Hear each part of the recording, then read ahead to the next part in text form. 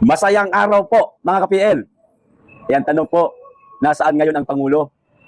Bakit si Ralph Recto ang nangulo ngayon sa isang pagpupulong, mga kababayan? Imbes na ang presidente ho natin ang siyang manguna. Tuloy, napatanong ang ating mga kababayan dahil sa litratong kumakalat na ito sa social media na baka sumibat na. O di kaya naman daw, baka nagpapagaling na naman di umano sa paggamutan, mga kababayan. Nagtatanong lang naman po yung ating mga kababayan na dapat rin nilang malaman kung nasaan talaga ang presidente. Lalo na ngayon na mayroong kaguluhan sa gitnang silangan na, Diyos ko po, wag naman po sanang mangyari. Baka madawit po tayo sa kaguluhan ng gitnang silangan, mga kababayan, dahil mayroon din po tayong mga EDCA sites dito. Oo, sinabi po nila, lalong-lalo na, ng NSC, mga kababayan, na wala di umanong base militar ang US sa ating bansa. Pero meron po tayong mga EDCA sites na meron pong mga paputok. Anumang oras pwede nila itong gamitin at anumang oras baka yan pa ang maging mitsa ng kaguluhan din sa ating bansa. Madamay tayo sa kaguluhan sa gitnang silangan. Nasaan ba ang Mr. President natin? Nagpapagaling? Nagpapahinga kasi hindi na kaya? O baka naman sumibat na, natatakot na baka pasukin tayo dito ng mga taga-Iran. At least siya safety na. O, nagtatanong lang po ang ating mga kababayan. Ito po yung litratong kumakalat ngayon sa social media, mga kababayan, na i-post po ni Atty. Harry Roque. O, ayan o, basahin ko na rin po yung kanyang caption. O, what does Ralph Recto know? Nasaan ang Pangulo? Let Inday Sara lead. Di ba ga, mga kababayan? Kapag ka hindi na visible ng ating Pangulo dahil sa kanyang kadahilanan kung ano man yan, nagpagamot man siya o kinakailangan niya ng pagpapahinga, di ba nararapat lamang po na ang Vice Presidente ang siyang tumayo at mamuno pansamantala sa ating bansa?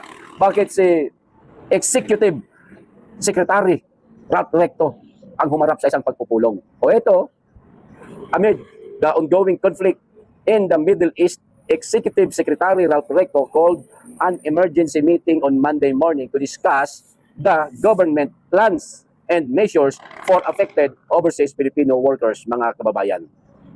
Patungkol siguro itong kanila pinag-uusapan kung paano nila ililikas ng ating mga kababayang OFW. Maaaring ito ang kanila pinag-uusapan, which is tama po ito. At ito po talaga ang isinisigaw natin araw-araw na ang mga kababayan nating OFW, dali-dalian nyo naman sa pagsalba. Marami tayong mga kababayan na nasa gitnang silangan na nakikita po natin ang kanilang mga post online sa kanilang social media account na parang natutroma na sila. Bawat may sumasabog na malapit sa lugar nila, napapatakip na sila ng tenga at napapaiyak sila dahil sa takot. Ang ating gobyerno, napakakupad kumilos. Imposibleng hindi nila nalalaman na mayroong paparating kaguluhan sa gitnang silangan. Dapat, nung hindi pa sumiklab ang kaguluhan, dapat gumawa na sila ng aksyon eh. Dapat naglabas na sila ng kanilang pahayag sa kanilang mga TV network. Di ba mayroong sariling network ang gobyerno na nanawagan na sana sila na mga kababayan naming OFW, mainam pa na umuwi muna kayo pansamantala habang meron pang napipintong kaguluhan. O eto na, naabutan na sila ng kaguluhan talaga. O paano ng ating mga kababayan ngayon? Mamamatay sa trauma. Naku po, Diyos ko po, wag naman sana. Sa mga kababayan naming OFW sa gitnang silangan na apektado sa kaguluhan, mga kababayan, mag-ingat po muna kayo. Kinakailangan na i-secure nyo po muna ang inyong mga sarili. At hindi pa nakakagawa ng plano ang ating gobyerno kung paano kayo iuwi sa ating bansa. Eh, yung presidente nga natin, wala eh. Nasaan ba ang presidente? Bakit si Ralph Recto ang tumira nitong pagmi-meeting na ito, mga kababayan? Baka pati yung tax ng gasolina na gagamitin, ay pati yung gasolina na gagamitin papunta Iran, mga kababayan, para sa mundo, sa ating mga kababayan OFW eh. Lagyan pa ng tax. Mahilig sa tax itong si Ralph Recto eh, no? O ngayon, uulitin ko ang katanungan. Nasaan ba ang Pangulo? Mga kababayan, baka meron po kayong idea o di kaya sana ang Malacanang sagutin ang katanungan ng ating mga kababayan. Napakarami na pong nagtatanong. Nasaan daw si Mr. President? O Auntie Claire, Palasyo Malacanang, PCO o kung sino man ang maaari makapagbibigay ng detalye kung nasaan ang ating Pangulo. Baka naman, sagutin ninyo ang ating mga kababayan. Kasi nagdududa na sila eh. Nagdududa ang ating mga kababayan na baka sumibat na di umano si Mr. President para iligtas ang kanyang sarili at ang kanyang pamilya. So, sabi yan ng ating mga kababayan. Kahit magbasa po kayo sa comment section nitong na-post ni Atty. Harry Roque, ganyan po ang katanungan, pare-parehas po. Baka tumakas na, baka nagpapagaling pa, o ano ba talaga, o baka naoperahan. Baka nagpa-opera uli. O, ganun.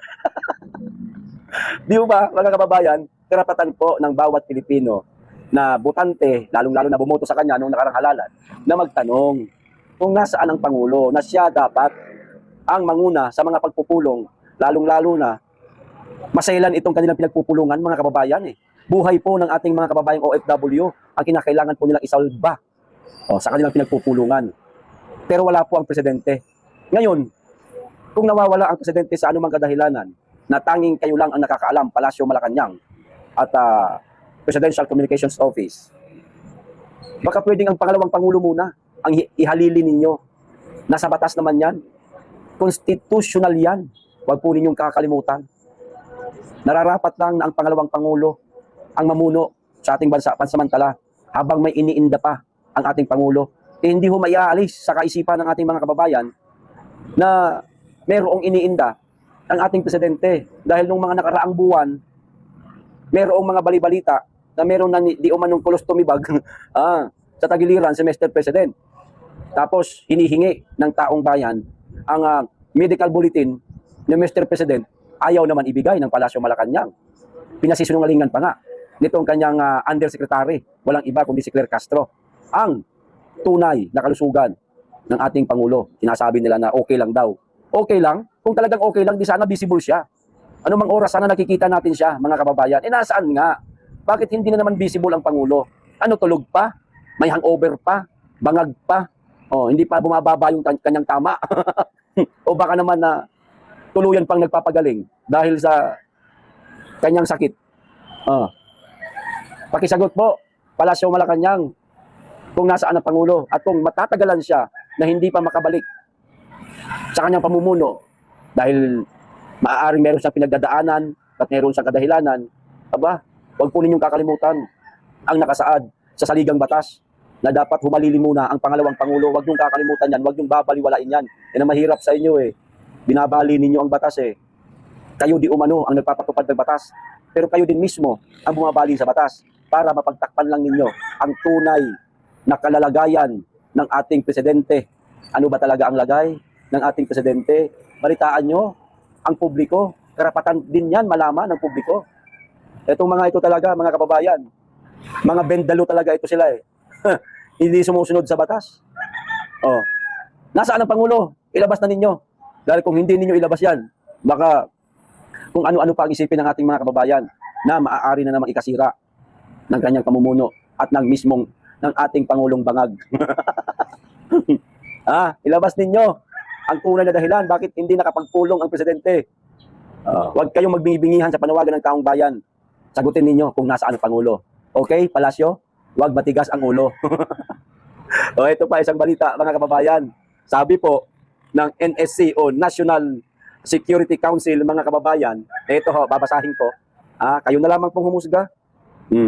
The National Security Council o NSC clarified that there are no American military bases in the Philippines amid heightened tension in the Middle East and threats by Iran to strike United States military installation abroad, mga kababayan. Di ba?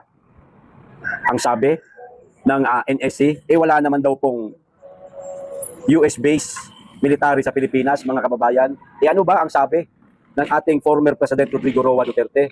Nakakalimutan yata nito mga ito, mga kababayan, ang mga sinabi ni Tatay Digong. Ito, sabi ni Tatay Digong, panuorin po natin, repasuhin lang po natin ito, mga kababayan, para matauhan sila, na sa bagay, hindi naman po talaga US base ang katawagan dahil EDCA site yan. Ito po ang sabi ng dating Pangulong Duterte, panuorin po natin.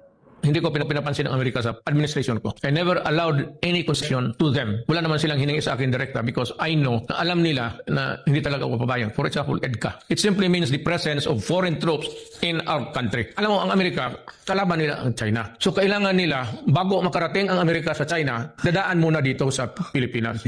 So importante sa kanila ang Pilipinas, buffer zone. Na bago makalusot itong mga Chinese, dadaan talaga sila muna dito sa mga military installations. Buffer zone ang Pilipinas. So So, Amerika, kailangan talaga nila pigilan ang China from advancing to the Pacific. The only way that they can enter into the Pacific, makita mo sa mapa, dito sa Taiwan Strait, between Taiwan and the Philippines, nandyan sa dulo, on the tip of the country, there's a narrow channel there. Ngayon, kung magkagera, fight muna tayo dito, bako ka makalusot. Before you can ever even entertaining the idea of conquering the Marianas and Guam, patayan muna tayo dito sa Pilipinas. So, ang problema ngayon is they have asked many military bases. Pag military base, armas talaga yan, missiles yan. So, 1, 2, 3, 4, 5, 6, 7 siguro ang Cagayan. So, anong gawin ng China nito? Kung mag-away sila ng Amerika, sino ang kalaban nila? Amerika? Oh, saan ang Amerika? Nandito sa 1, 2, 3, 4, 5, 6, 7. Kaya bumbabahin talaga nila yan. Luzon, Visayas, hanggang Cagayan de Oro. Sus Maria.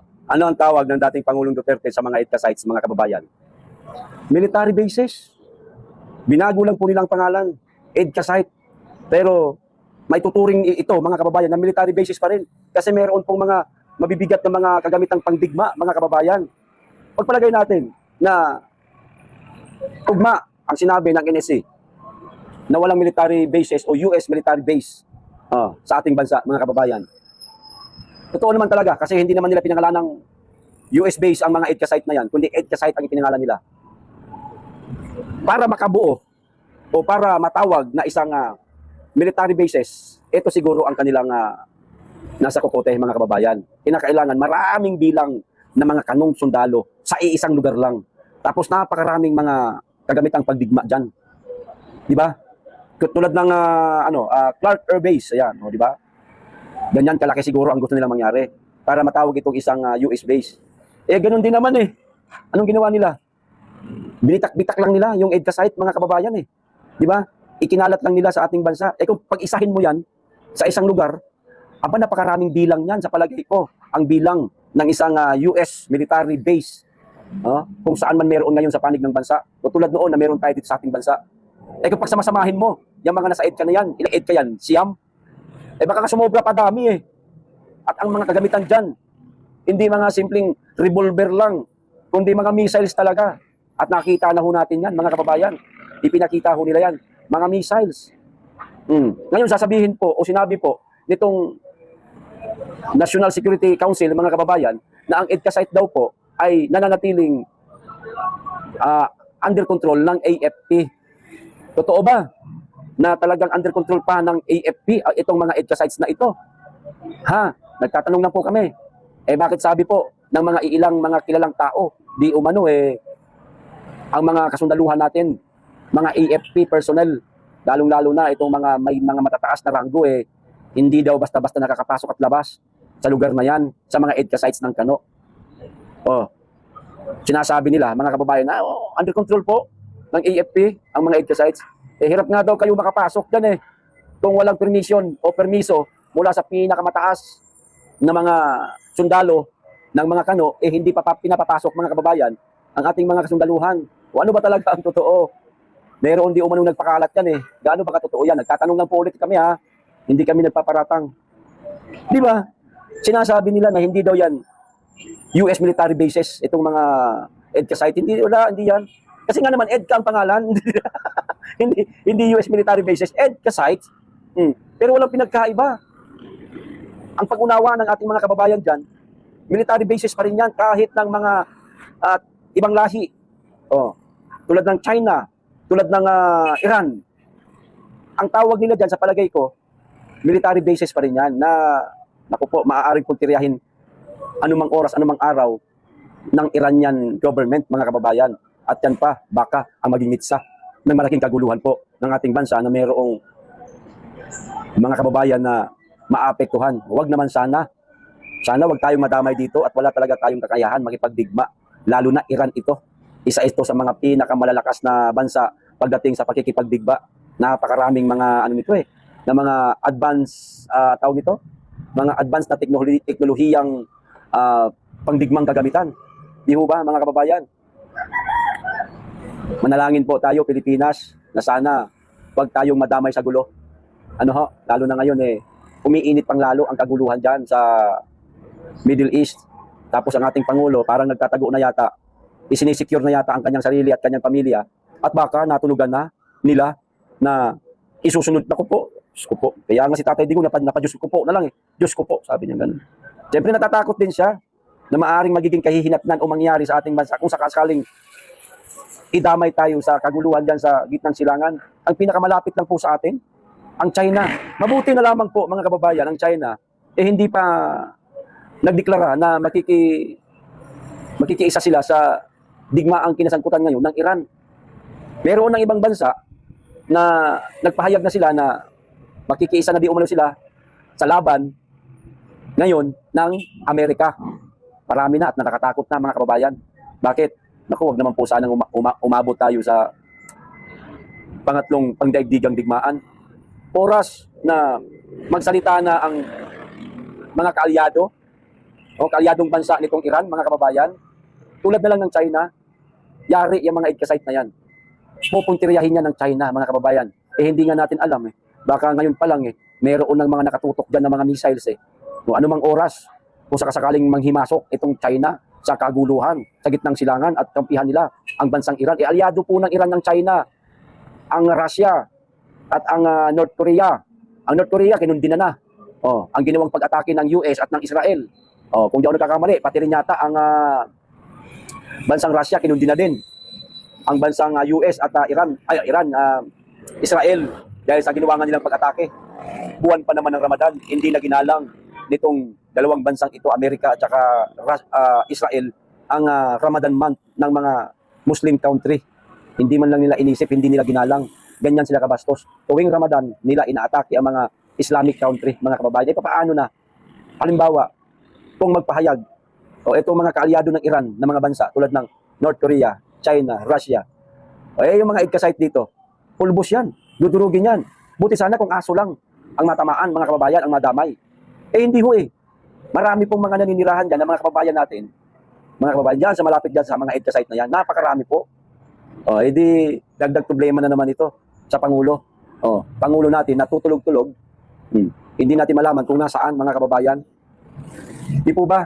Diyos ko po, kahirap magkaroon ng presidenteng napakahina ang diskarte, mga kababayan. Weak talaga ito si Marcos. Weak. Inutil. Walang silbi. Ang laki na po ng problema sa bansa natin. Yung korupsyon nga, hindi pa nila matapos-tapos. Mga maanumalyang flood control project, hindi pa nila masolusyonan. Meron namang panibagong problema. Naku po, sana wag tayong madamay sa kaguluhan sa gitnang silangan. Bagamat meron po tayong kakaharapin na panibagong problema dahil sa kaguluhan sa gitnang silangan, walang iba kundi itong magmamahal na mga petrolyo, langis. Isa yan sa mga kakaharapin nating problema, mga kababayan. Magmamahal din syempre ang presyo ng mga bilihin. Meron na bang inilatag ang gobyerno o ang administrasyong Marcos patungkol sa mga problema na yan na maaari natin kakaharapin? Meron na ba silang solusyon? Meron na bang sinabi si Marcos na huwag kayong mag-alala, mga kababayan? Ganun yung tanga lang. Huwag kayong mag-alala, mga kababayan. Ganun yan Reporter na lang siya ngayon, hindi na siya Pangulo.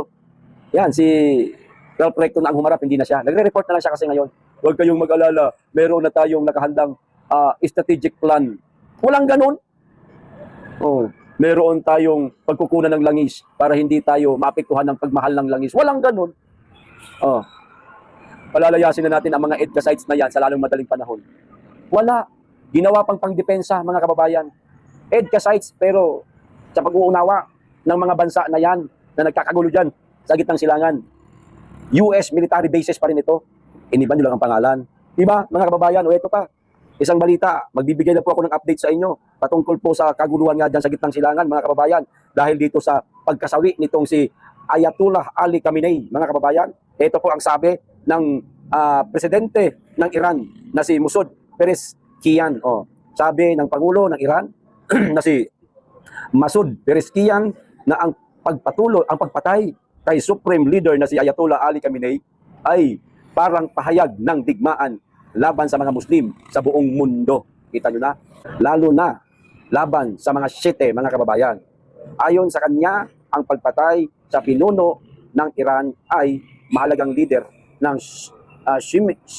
Shiisms ay isang malaking atake laban sa mga Muslim at sinasabing karapatan at tungkulin ng Iran na humingi ng katarungan o paghihigante para dito. Kita nyo na. Handa silang maghigante, mga kababayan. Dahil nga sa pagkasawi ni Ayatollah Khamenei.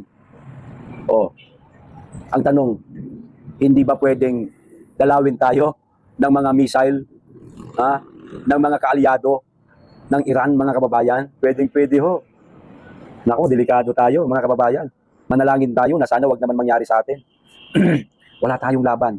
Wala tayong matatakbuhan. Ay yung mga elected official na yan, mga kababayan, lalong-lalo na si Marcos, tatakas lang yan eh. Maghahanap lang ng ibang bansa yan na walang gulo eh. Isisecure lang nila yung kanilang sarili, kanilang pamilya, lalo na.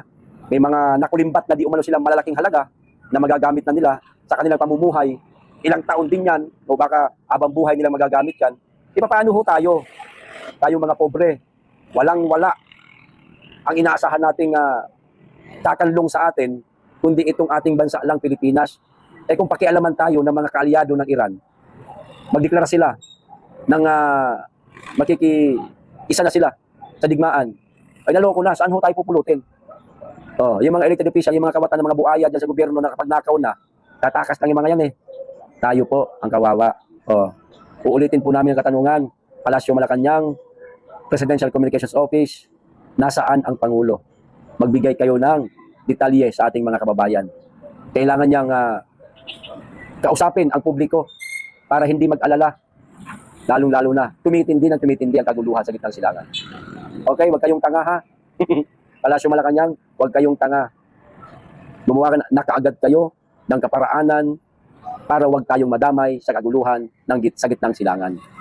Kung sa mga pagkakataong ito, habang nagkakagulo sa gitnang silangan ay kayang paalisin ni Bongbong Marcos ang mga EDCA sites na yan, gawin niya, paalisin niya. Para sa kapayapaan ng kaisipan ng ating mga kababayan na yan ay isa sa mga kinatatakutan na baka bagsakan ng maraming paputok ng mga kaalyado ng Iran government. Di po ba, mga kababayan?